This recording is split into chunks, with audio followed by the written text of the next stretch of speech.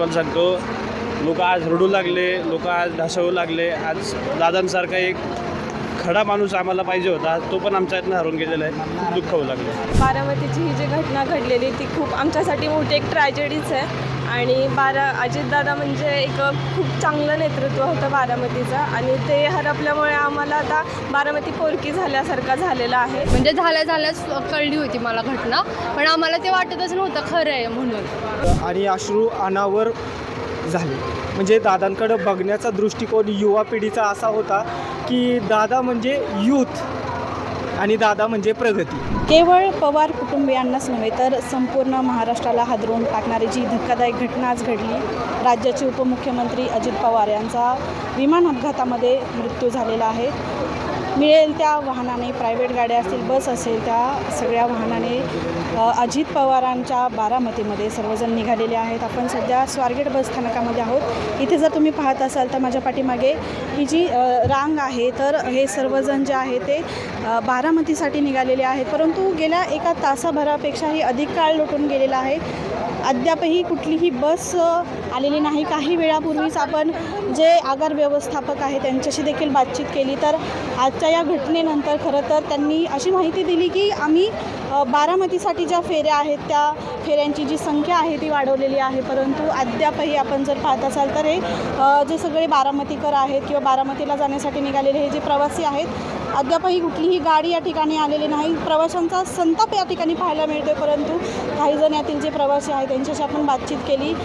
भावूक असा हा जो क्षण आहे, खूप मोठी अशी दुःखदी घटना घडलेली आहे. अजित पवारांविषयीचा त्यांचं प्रेम असेल, त्यांच्यासोबतचे काही अनुभव असेल, याबद्दल देखील त्यांनी आपल्या प्रभाशी बातचीत केलेली आहे. आपण जर पाहत असाल तर कुटुंबातील लहान मोठ्यांपासून तरुण असतील, वयस्कर असतील, सर्वांचेच लाडके नेते आपण म्हणू शकतो जे अजित पवार आहेत. अचानक जी भीषण असा अपघात झाला विमानाचा, यामध्ये त्यांचा दुर्दैवी असा मृत्यू झालेला आहे. अजितदादा, तू पण बारामतीचीच आहेस, एक अभिमान होता सगळ्यांसाठीच.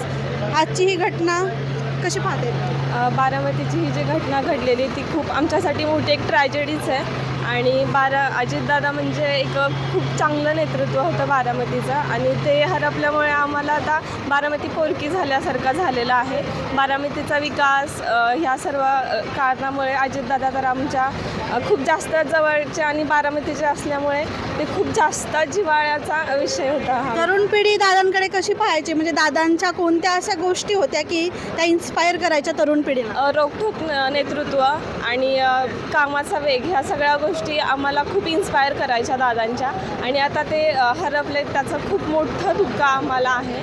आणि तू जेव्हा लहान असशील तेव्हाची बारामती आणि आता अजितदादांच्या माध्यमातून जे काही बारामतीचा कायापालट झाला, तर त्या विकासाविषयी तुला काय वाटतं? बारामतीचं म्हणजे त्यांनी खूप मोठा कायापालट केलेला आहे. बारामतीचा खूप मोठा विकास दादांनी केलेला आहे. बारामतीचे रस्ते, कॉलेजेस, ह्या सगळ्या गोष्टी, आता मी पण बारामतीमध्ये शिकलेली आहे. बारामतीचे कॉलेजेस वगैरे या सर्व गोष्टी खूप दादांनी विकसित केलेल्या आहेत. ही घटना समजली आणि तू लगेच बारामतीकडे निघाली? हो, बारामतीकडे आता दादांचं हे सर्व झाल्यावरती खूप जास्त इमोशनल झालं आहे ह्या सगळ्या गोष्टी पचवणं, आणि आता आम्ही निघालो आहे. कशी कळाली बातमी तुम्हाला? आणि तुम्ही बारामतीचेच? हो, प्रॉपर बारामतीचेच. खरं तर ही मी घटना आहे. एकूणच हो. तुमचा आणि दादांचा परिचय कसा, आणि दादांची एखादी आठवण सांगता येईल? खरं तर मी पंधरे गावातील आहे, बारामतीमधूनच. आज सकाळी 11 वाजता दादांची मीटिंगच होते, सभाच होते. म्हणजे जिल्हा परिषदेच्या निवडणुका चालू असताना दादा सभेसाठी येणार होते. परंतु अचानक सोशल मीडियावरती सगळीकडे दादांची अशी दुःखद घटना झाली असं सगळीकडे कळालं आणि अश्रू अनावर झाले.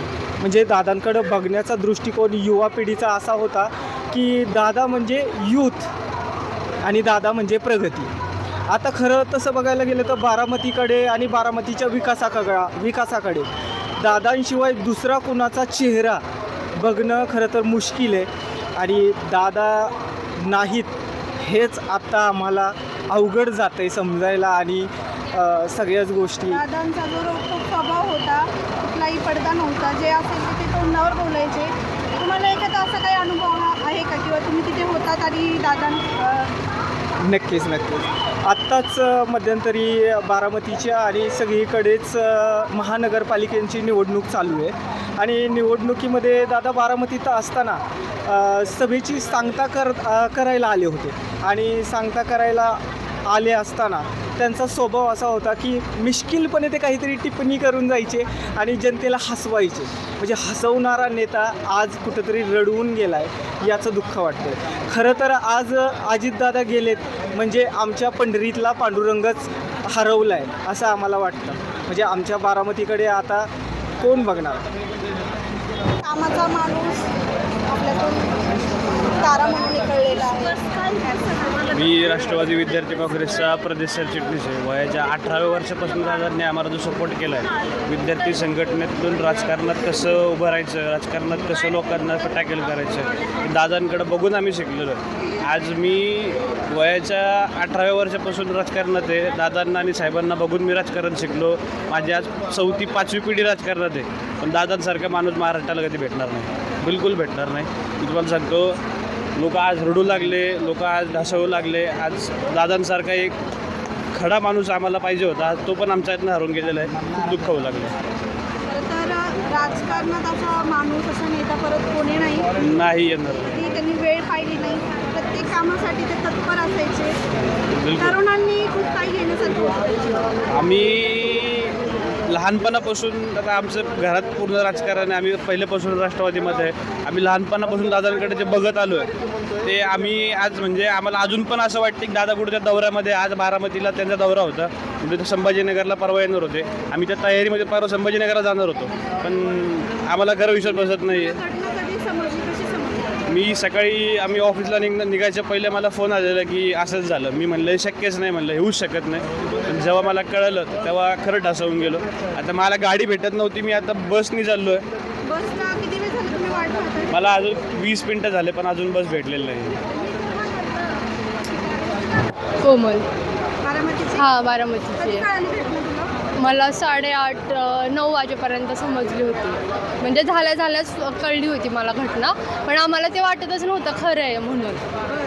मग किती वेळ झाली थांबले इकडं? आम्ही 1 तास झालं थांबलो. आम्ही 11 वाजता इथं आलो आहे. खरं तर प्रायव्हेट गाडीने जाणं सगळ्यांना पॉसिबलच नाही आहे प्रायव्हेट गाडीने जाणं, म्हणून सगळेजण वेट करत थांबले. तेवढा वेळ झालं. नागर व्यवस्थापकांशी बोलल्यानंतर त्यांनी गाड्यांची जी फ्रिक्वेन्सी आहे किंवा ज्या फेऱ्या आहेत ते वाढवल्याचं सांगितले. पण किती वेळ झालं लाईनीत थांबले? खूप वेळ झालं, 1 तास झालं मी लाईनीत थांबले. त्यांना विचारलं कधी चालू करतील, तर ते बोलतात ते 12:30च्या नंतरनं चालू करणार आहे. घरच्यांशी काही बोलणं झालं घरच्यांची. सगळे लहानांपासून मोठ्यांपर्यंत सगळ्यांना वाईट वाटतंय. हे गोष्ट अनएक्सपेक्टेड आहे सगळ्यांसाठी.